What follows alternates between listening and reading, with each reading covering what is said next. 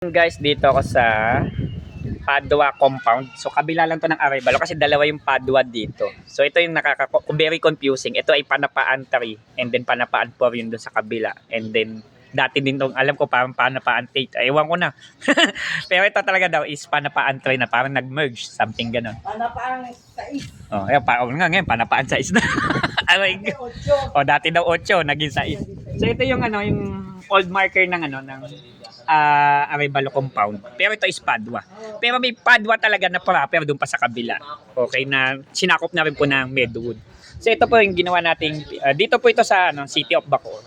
So ito ay yung piso wifi. Yung piso wifi ni Madam ay connecting and hindi po nagbo-boot. No, found out na akala daw ay reflash lang. Kahit anong reflash ay nakukurap pa rin. So usual, sira na po yung kanyang back converter. Nagko-convert ng 12 volts into 5 volts, so kulang na po yung supply. Kaya nangyayari kahit na tama naman yung mababa yung voltahe ng kaya hindi nagdi-display. And sira din yung pan.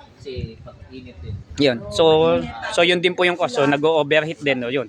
So nung pinalitan ng back converter, hindi need reflash, hindi laging reflash. Kasi na-try, ewan ko, may nauna daw sa aming technician, nire-flash na rin daw ito, pero hindi pa rin daw nakuha.